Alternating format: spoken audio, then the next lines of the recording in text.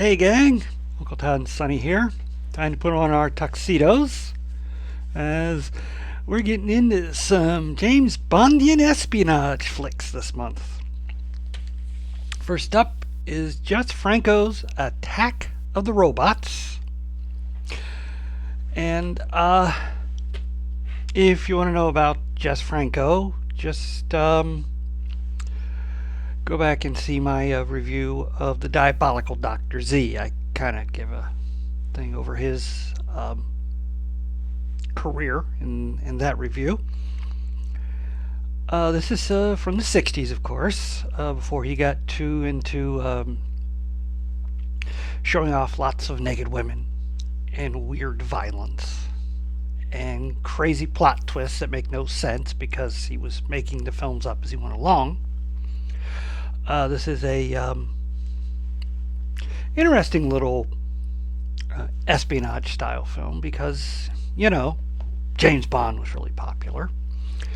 And here, Franco gets to use one of the preeminent stars of 60s European cinema, Eddie Constantine, who, ironically, was an American singer.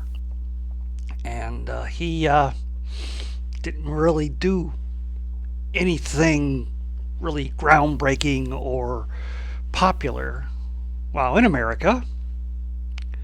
So, what do? You go to Europe, where he had big success singing thanks to Edith Piaf, the great French chanteuse. And that's when he started making a series of tough guy pictures in France. He played a lot of different types of heroes, all in the Humphrey Bogart style. His most popular was Lemmy Caution, who was a character created by British writer Peter Cheney, who wrote Caution as an American. He kind of bounced back and forth between being a private detective and an FBI agent. And some of the Caution films include Poison Ivy, Diamond Machine, and Women Are Like That. They're all based on Cheney's novels. Until we get to the mid-60s and Alphaville, which was a Jean-Luc Godard film. And he used Caution and the actor Constantine to make a sci-fi parody of the kind of detective films that Constantine had made, in which Lemmy Caution is sent to a planet to recover a scientist and deals with a population of robots. This is very important for the film we're going to look at. And the conceit that Goddard used is hilarious because everything was then modern day France.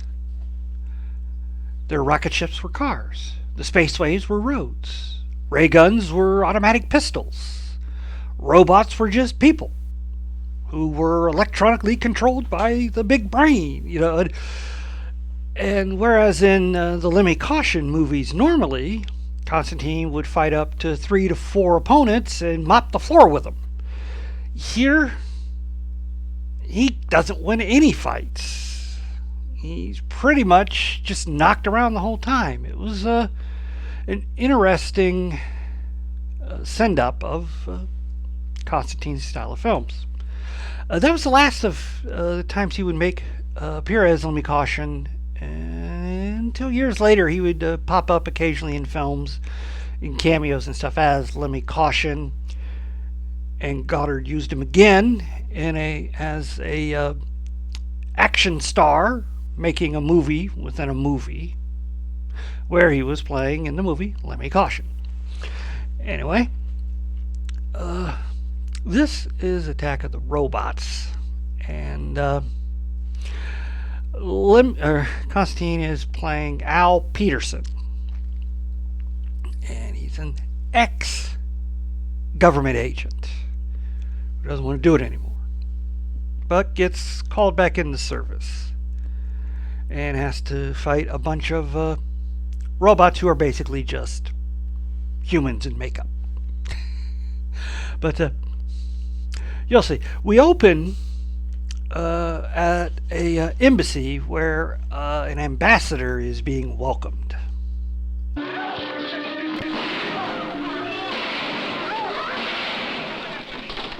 Stop that man! What happened? Who shot the ambassador? It wasn't that man with the glasses. The ambassador is dead. Catch that murderer! An exciting opening. Now, you noticed that the assassin has rather a dark complexion, sort of a bronze tan about himself, and he wears glasses. That'll become very important. There's another assassination at an airport. The same mysterious lady is there as well. But this time, the assassin is captured, although he's not held for long. Hey, stop him!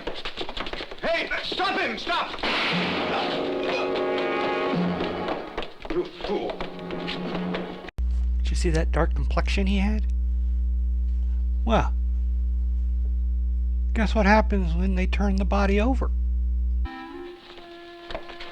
Say, am I drunk or something? Never saw anything like that. Look at that. He's changed color.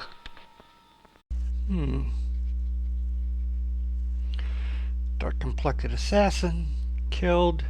Is revealed to be white.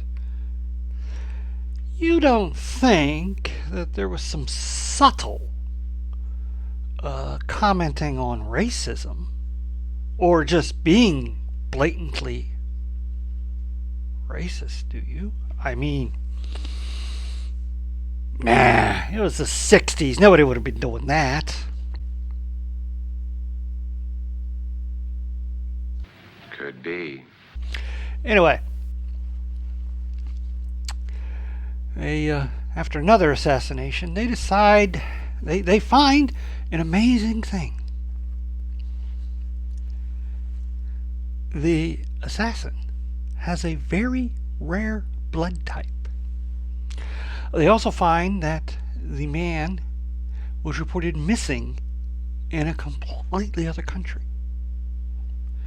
They find other missing men and women, all with that same rare blood type. Must be connected. They need an agent with that blood type. Unfortunately, the only one they have is Al Peterson, and he doesn't want to do it anymore. But they're going to need him. Although the way they're going to use him is a way he isn't going to be aware of. We then cut to Al, who, in pure Bondian fashion, is introduced at a casino. Place your bets, please. Ladies and gentlemen, place your bets, please. Pretty girls shouldn't drink. Ah, yes. In the casino, smoking cigarettes and drinking bottles of soda pop. Anyways, after he cashes out, he is immediately kidnapped as soon as he walks out of the casino and is taken to an opium den where he's introduced to a nefarious character. Hey, what do you think you're doing? That hurts.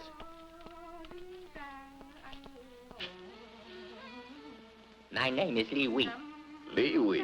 What? Lee Wee. Oh. All right. We're just going to go with it. Anyways, Lee Wee knows that Peterson, he's working for the United something or other Peace Bureau thing, some made-up group that's a spy organization, like Uncle. Anyway, and he knows that they're going to send him to Spain. But he wants him to go to Spain for the Chinese. Well, Al gives them his answer. And here's another specialty. Hi, keeper. Let's see if you've got a glass. Sure. Jim Carter. Why? Lemmy Caution couldn't have done any better. He'd handle people like that too. Same actor. Well, anyways, he gets back to his hotel where his old boss just happens to have broken in. And they tell him they need him to go to Spain. There's a bunch of people that have been kidnapped and there's assassinations and they need him there. And he doesn't want to do it. And so, how do they convince him? One of the lamest ways possible, I guess. Yeah. You haven't the right to refuse. Uncle Sam will be grateful to you for this. Stop or I'll cry. Thank you, Peterson. I knew you wouldn't let us down. Thank you. Very funny. I guess when they won't take no, you don't really have an argument. Anyways, the thing is, what they tell him he's going to do is he's going to go to Lisbon. He's going to investigate this criminal organization they've discovered. The woman they want him to look for is a woman named Cynthia Lewis, who they have a picture of. They don't know what her connection is. And what he's really doing there is he's bait. He doesn't know it though. And they're going to watch him. And when he gets kidnapped, they'll swoop in and break the whole place up. If Al's turned into a robot, oh well. And if they had told him this is what his real assignment was, he wouldn't have done it. Anyways, he's off to Lisbon as a former boxer turned manager on vacation and quickly meets the acquaintance of Cynthia Lewis. Oh, what a crush, isn't it terrible? It's marvelous. Are you single? Yes, my name's Cynthia. Right. You're a tourist? No, are you? I suppose so, yeah. Well, that was easy. Oh, the rather large man off to his side who's standing there smiling. He's a fisherman from Mexico who's there to do some fishing. And there's a running gag throughout the rest of the film in which every time you run into each other, Al just has a reason to punch him out for some. Very funny. Anyway, he and Cynthia just happen to be staying at the same hotel, and they just happen to have rooms that are right next to each other, which is a good thing for Cynthia, as we'll learn.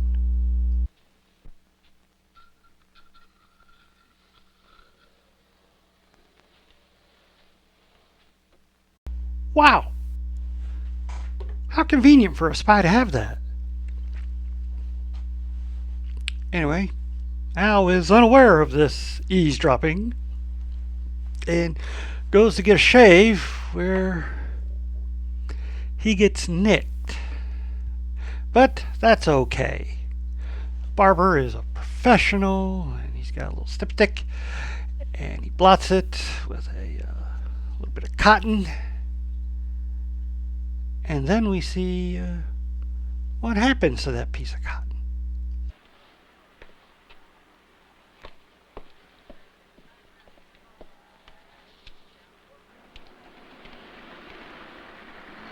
Here you are.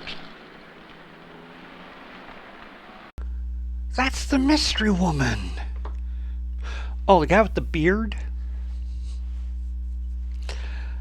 He's a suspicious character that constantly follows Al around and gives coded messages over the phone to someone.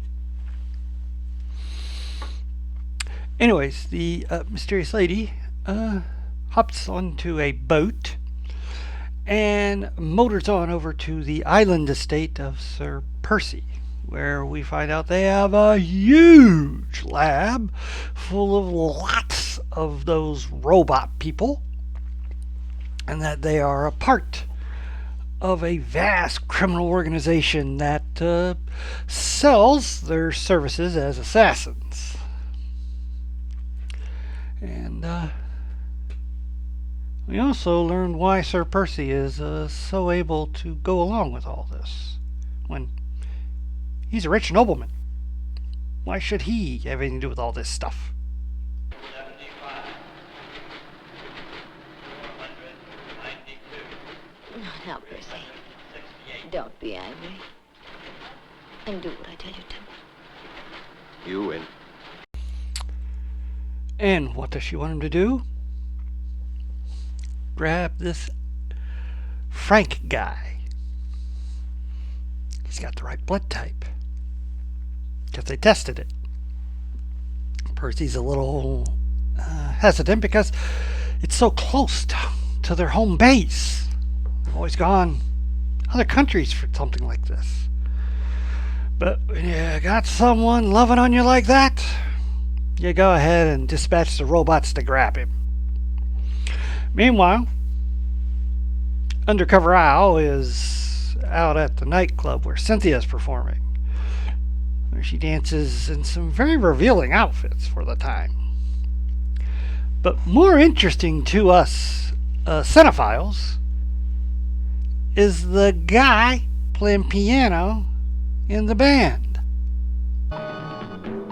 Quick, I admit, but yes, that was the director, Jess Franco, who is a jazz enthusiast. Anyways, after another altercation with his friend from Mexico, we cut back to his apartment, or his hotel, where the robots have gotten inside. And then Lee Wee's men break in, and this causes a bit of a disruption.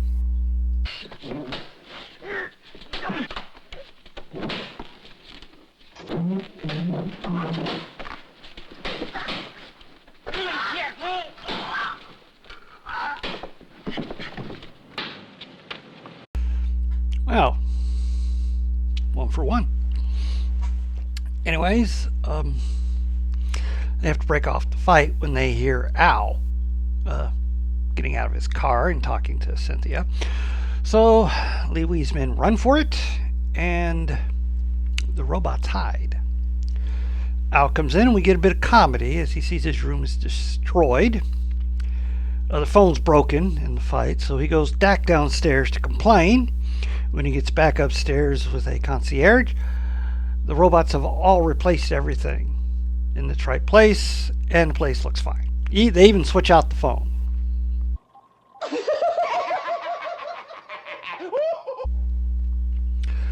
Well, he apologizes and then makes a rather grisly discovery after he tries to relax.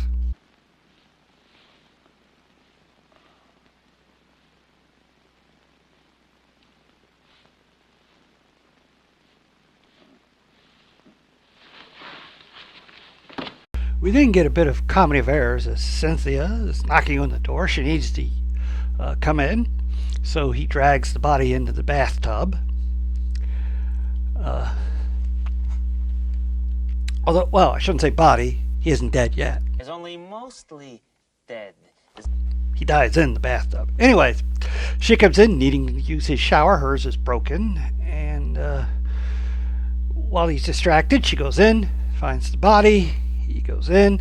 She decides he can't be in the tub. He needs to be in the closet, so he picks him up, puts him in the closet where he finds the other man who's been killed.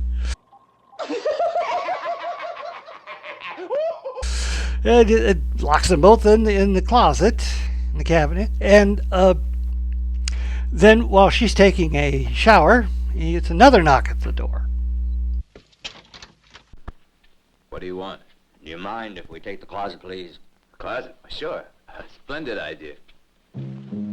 That was awfully nice of him, wasn't it? Anyways, before he had dragged the robot away in the bathtub, he had taken the glasses that the man was wearing. And after the closet's taken out, Cynthia's left, he looks, they aren't there. He's got a pretty good idea where they went. The next morning, he is taken to Li Wei, where he learns that he's to be bait for his government, which he didn't know. Well, that changes things. Yeah, he'll work with Li Wei. 500,000 sounds like a fair market value for his help. Li Wei gives him a signal gun. All he has to do is, when he gets to the secret hideout, fire the gun, and they'll come. Okay. So he goes back and sneaks into Cynthia's apartment, where he finds the glasses and the two-way mirror and that mysterious lady's in his room. So he goes to find out who she is. How do you do? Who gave you permission to come in here? Well, it happens this is my room, you see? That's right. And I pay the rent, which isn't low. Who are you? I happen to be Lady Cecilia Addington Courtney. After some flirting, turns out she's after the glasses that were taken from the robot. You're just a little bit too intelligent for a former boxer. It keeps you from enjoying the simple joys of life. Let yourself go, Mr. Forever. Stop all this thinking. It's friendly advice I'm offering. Well, he's not going to let that slide. So while she gets away with the glasses, he gets in his car and starts following her. And then someone in another car starts following him. And when they get on the outskirts of town and around the mountain area, that car cuts him off. Turns out to be a very angry and sad Cynthia. I've been trying hard to figure you out. It's all clear to me. Li Wei pays well, doesn't he? Li Wei? Why are you working for him, Frank? You know better. Looks like she's gonna pop him and let him fall off the cliff. Looks like he's done for. How will he ever escape?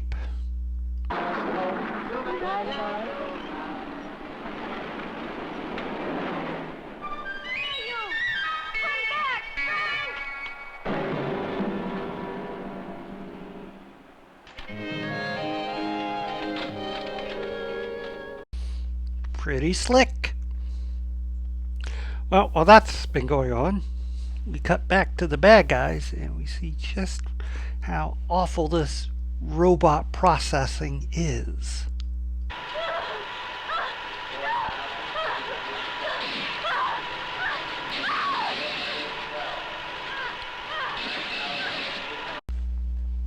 Well, that is nasty.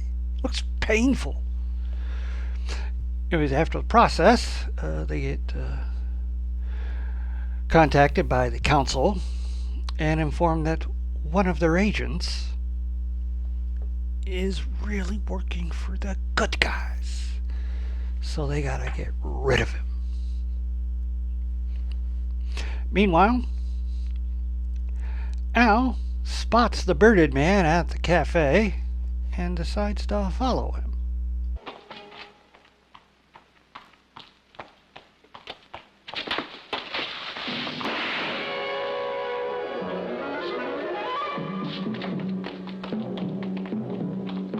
So he was the double agent. Wow. Didn't see that coming. Well, anyways, Al chases him down and the man confesses he's on Al's side. He's got some dope for him. They can't talk there. Meet him at the boat dock. But when Al shows up, we all know what he's going to find.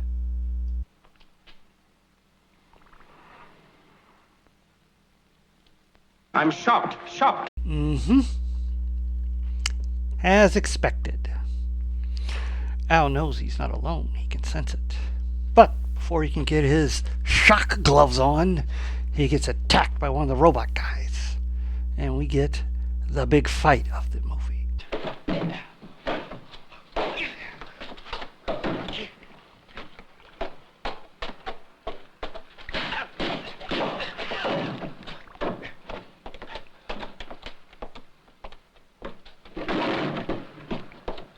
Hi, keeper.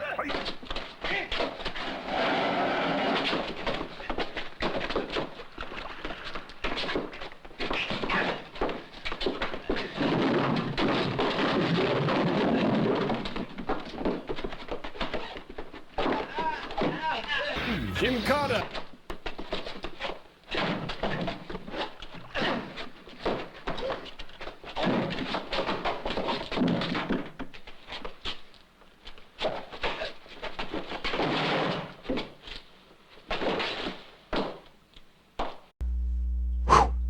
That was quite a fight. Well, after he takes the glasses off, we, the audience, finally get to see the transformation of robot back to human.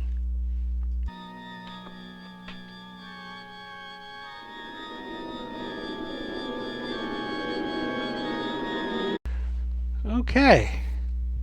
That was a pretty effective little shot there. Obviously, it was done with lighting and makeup, where, process that was used back in the 30s with the original Frederick March version of Dr. Jekyll and Mr. Hyde, where you just change the filter on the light and the face changes color. Anyways, he then does something rather And stupid. we gotta wind this film up somehow. So he puts the glasses on, which then put him in a trance. Back at the headquarters, they recall that robot. And so Al travels to the island, and when they realize it's him and he's wearing the glasses, they order him to lock himself up.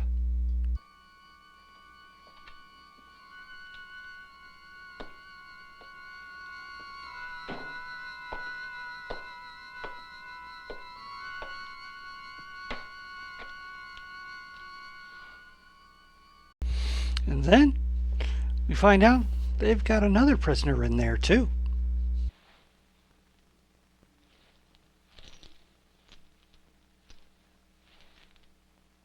Cynthia. I'm shocked.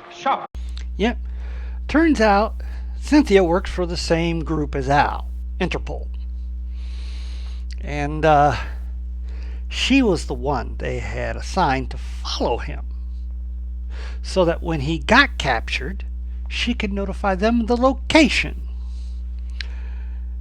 But they learned who she really was, just as they've learned who Al is. And they've given Lady Cecilia some weird orders on how to get rid of Al. Sex.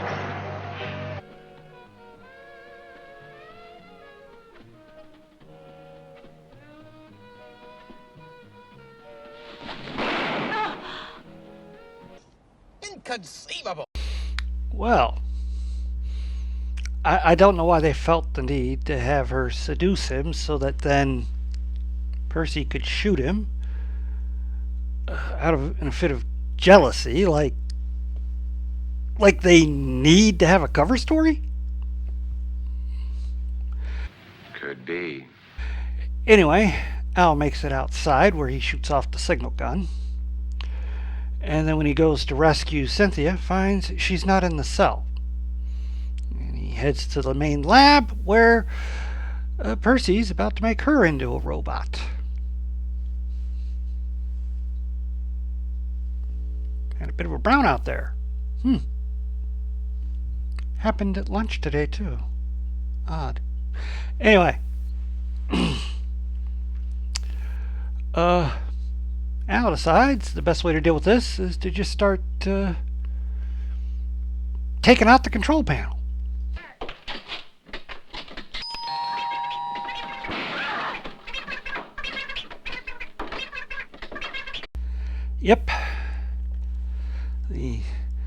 stuff he's doing in the control panel has caused the robots to act on their own. Luckily, Lee Wee's men show up to take care of most of them. But the ones that were helping Dr. Percy, well, this is one of those hoisted by your own petard kind of things.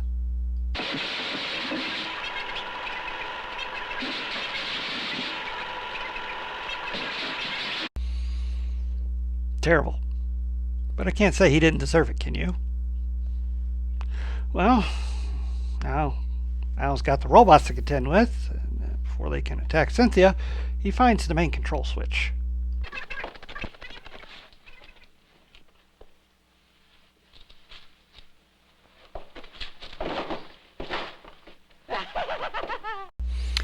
Unfortunately, Lee Wee's men now capture Cynthia and Al.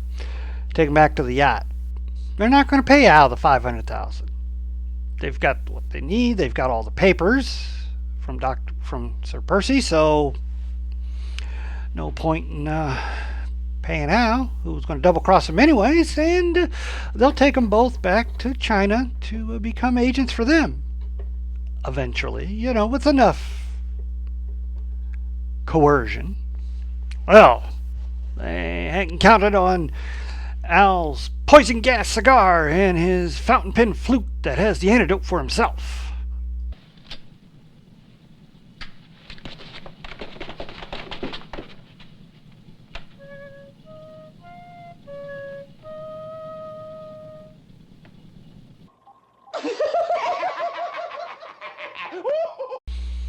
Doesn't work. None of his gadgets work. Lee Wee takes great delight in explaining what all his gadgets were supposed to do and how they don't do any of that. It's supposed to explode, they say. And you opened it.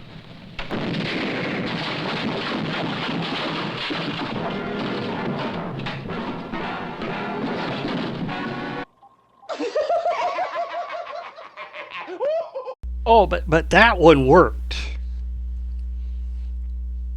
How? Anyways, since he hid under the assumption it would work, even though nothing else had, we then get his terrifically macho escape from the ship.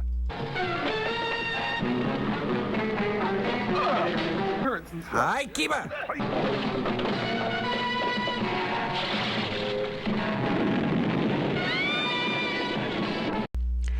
That ship's smoking pretty bad. Why, you'd almost think it was going to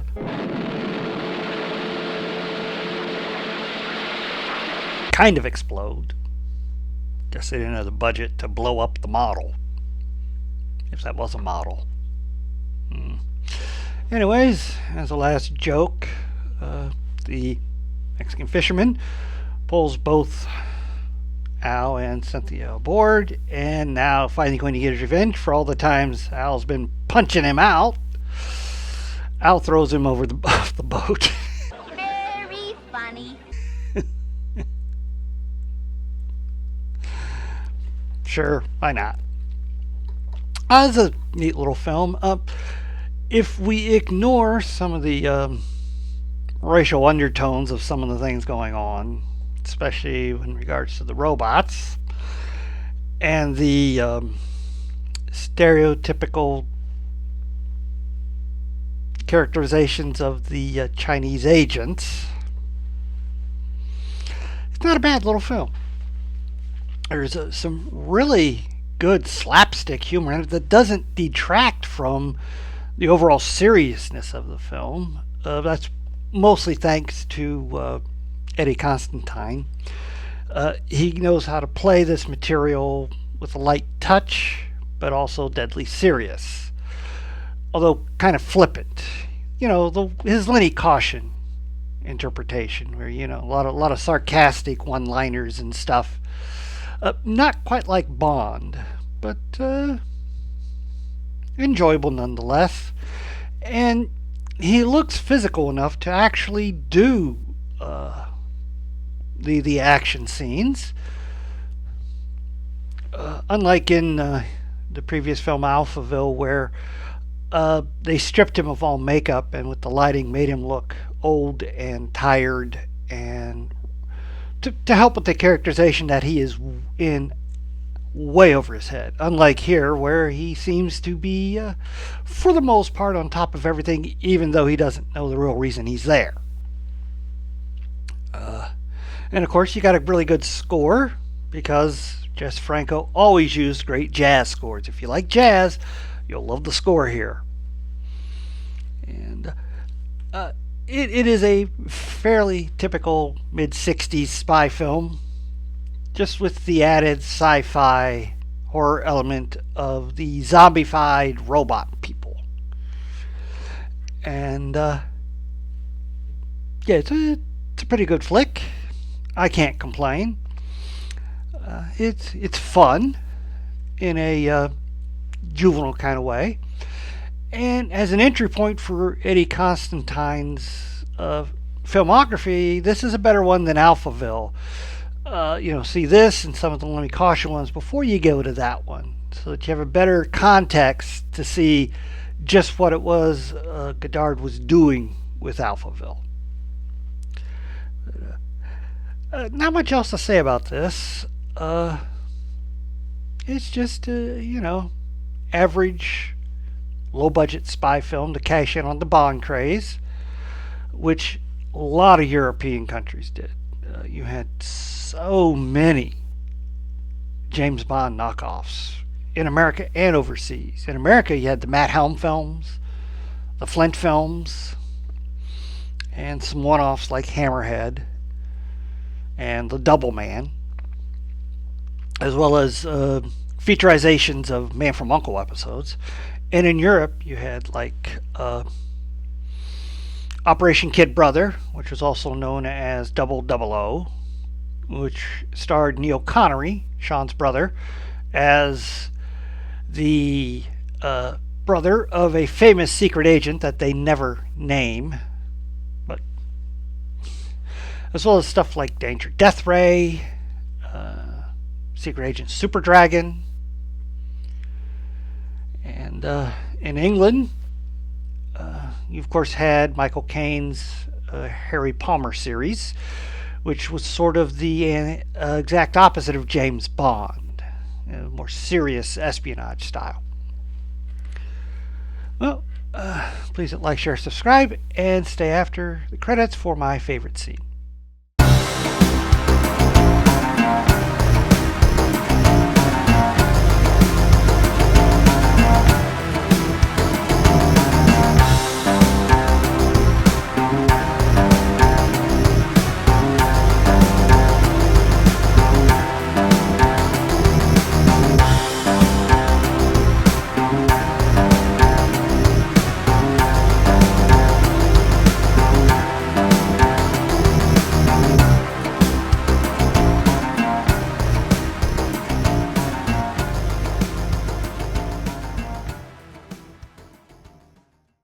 I think you're right. You'll be all right in there. That stiletto's beautiful. Don't you just adore it?